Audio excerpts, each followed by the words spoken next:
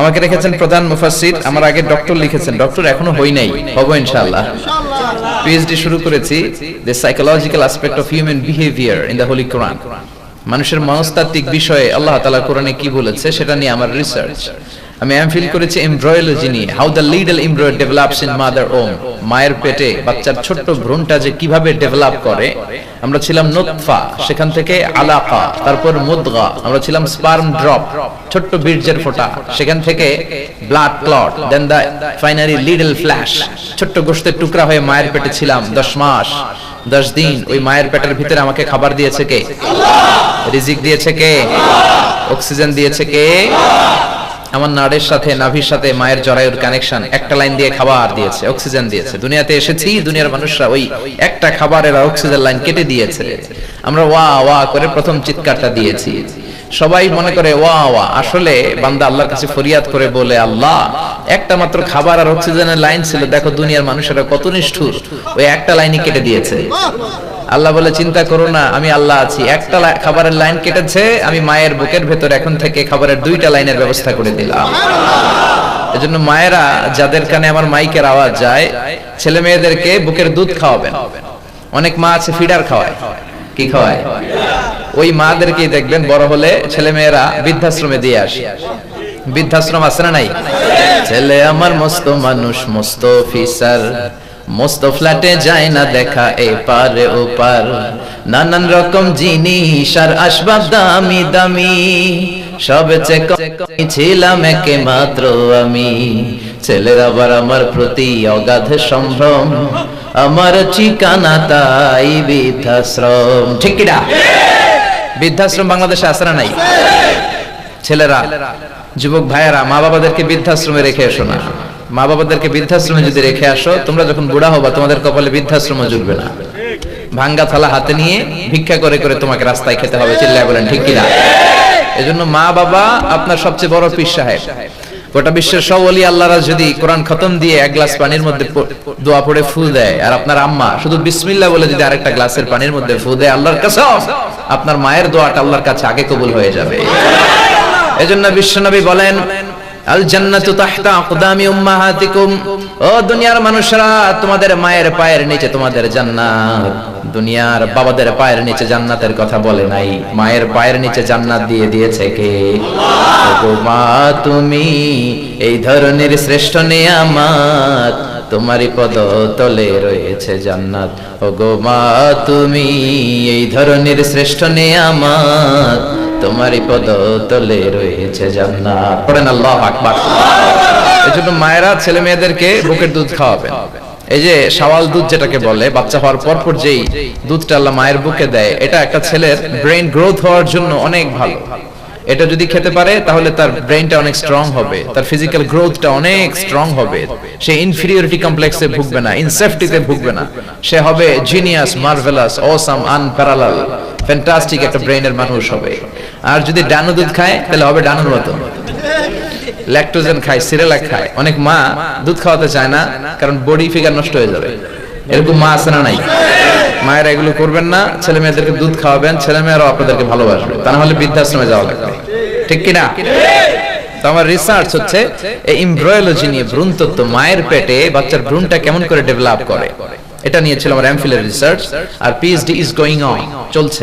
তো পিএইচডিটা শেষ করার পরে ডক্টর লিখলে ভালো, আপনারা এটা লিখবেন না।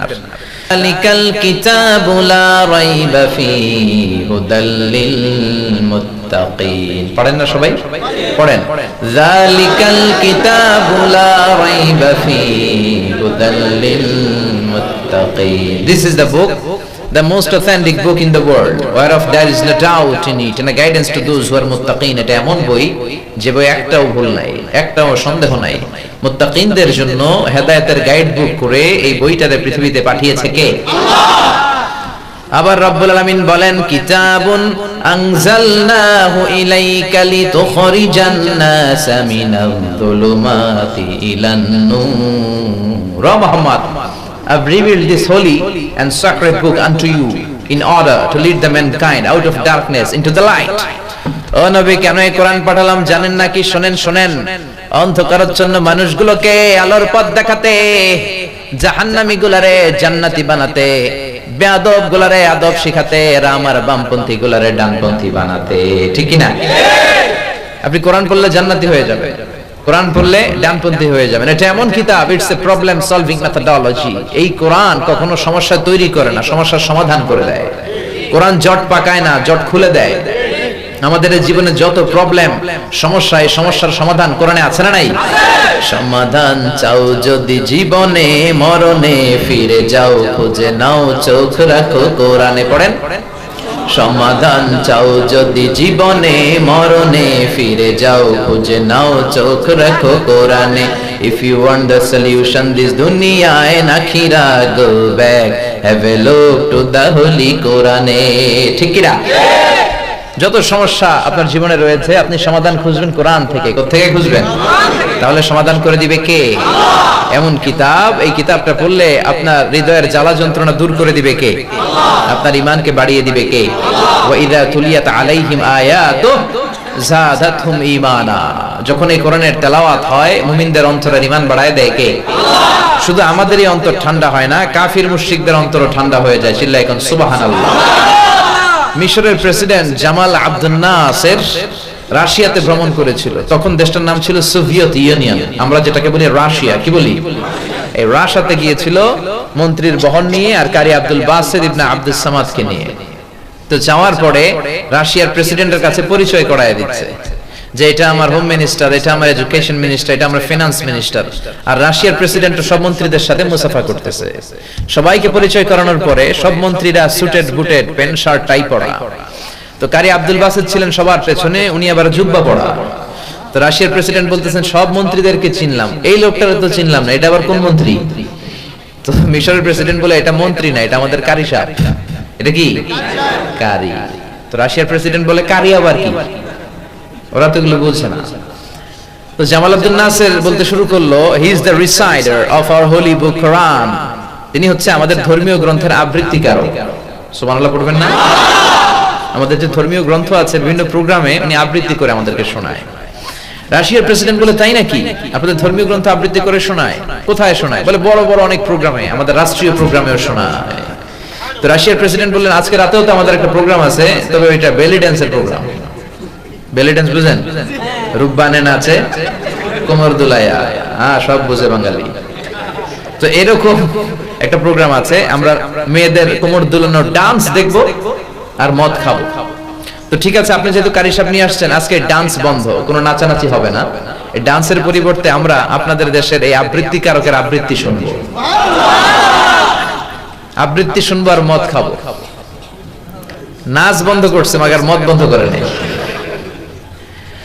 তো আব্দুল বাসিতকে জামাল আব্দুল নাসের মিশরের প্রেসিডেন্ট রাজি করলো যে আপনি যেহেতু রাষ্ট্রীয় সফরে এসেই পড়ছেন রাশিয়াতে, ওরা তো নাচের গান বন্ধ করে দিছে, আপনি তেলাওয়াত করবেন। আব্দুল বাসিত কা আমি রাজি। এরকম বিশাল হল রুম, সবাই মদ নিয়ে, এরা আবার কমিউনিস্ট লিডার। কমিউনিস্ট লিডাররা মদের বোতল নিয়ে, গ্লাস নিয়ে বসেছে। তো যেখানে সিঙ্গার বসে গিটার দিয়ে গান করে, ওখানে বসানো হলো কারি আব্দুল বাসিতকে। তো উনি বসলেন, দেখলেন সবার হাতে মদ, মদ ভর্তি বোতল আর গ্লাস। তো উনি চোখ বন্ধ করে আল্লাহরে বললেন, আল্লাহ আমার গলায় তুমি যত সুর দিয়েছো, উজাড় করে আজকে আমি রাশিয়ার বুকে তেলাওয়াত করব, তবে আমার সামনে যে কমিউনিস্ট লিডাররা বসা, আমার তেলাওয়াতের সুর তুমি তাদের অন্তরে ঢুকিয়ে দিও। কারি আব্দুল বাসিত চোখ বন্ধ করে টান দিলেন, আউযু বিল্লাহি মিনাশ শাইতানির রাজীম। টান দেওয়ার সাথে সাথে সব কমিউনিস্ট লিডারগুলো মদের বোতল রেখে দিয়ে তেলাওয়াত শুনতে শুরু করলো। ওনার গলায় আল্লাহ যত মেলোডি দিয়েছে, ভয়েস দিয়েছে, সুর দিয়েছে, সব উজাড় করে উনি তেলাওয়াত করতে শুরু করলেন। পুরো তেলাওয়াতটা সেদিন তিনি চোখ বন্ধ করে করেছিলেন। লম্বা সময়ের তেলাওয়াতে, তেলাওয়াত শুনতে শুনতে মনের অজান্তে কমিউনিস্ট লিডারগুলো কাঁপতে শুরু করলো। লম্বা সময় তেলাওয়াত করে উনি তেলাওয়াত বন্ধ করলেন। প্রোগ্রাম শেষ, চোখ খুলে দেখে কেউ মদ খায় নাই, সবার চোখে পানি। মিশরের প্রেসিডেন্ট জামাল আব্দুল নাসের বলল, আপনারা কি কোরআনের অর্থ বুঝতে পেরেছেন? সবাই বলল না। কেমন লেগেছে? বলতেছে খুব ভালো, আমরা জীবনে এরকম ফ্যান্টাস্টিক অ্যামেজিং তেলাওয়াত শুনি নাই। তো আপনারা অর্থ বুঝেন নাই, কাঁদলেন কেন? তারা বলল আমরা জানি না, মনে হলো যেন আমাদের অন্তরটা ঠান্ডা হয়ে যাচ্ছে। আমাদের অন্তরে অনেক জ্বালা, আমাদের অন্তরে অনেক যন্ত্রণা, আমাদের অনেক দুঃখ কষ্ট। এই দুঃখ কষ্টগুলো ভুলে থাকার জন্য আমরা রাতে বেলি ড্যান্স দেখি আর মদ খাই।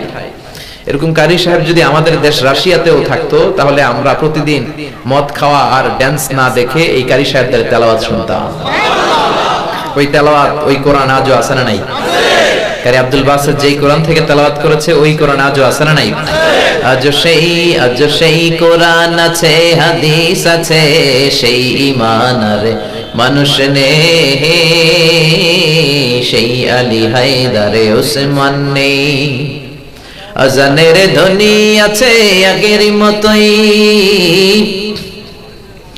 আজানের ধ্বনি আছে আগের মতোই, বেলালের সেই রূহ নেই, বেলালের সেই রূহ নেই। আজ সেই কোরআন আছে, হাদিস আছে, সেই ঈমান আর মানুষ নে, সেই আলী হায়দারে ওসমান নেই। পড়েন আল্লাহু আকবার। ওই কোরআন আজও আছে না নাই? বিশ্বনবী যে কোরআন তেলাওয়াত করেছেন, বিশ্বনবীর যে কোরআন শুনে ওমরে ফারুক কালিমা পড়ে মুসলমান হলো, ওই হুবহু কোরআন আজও আছে না নাই?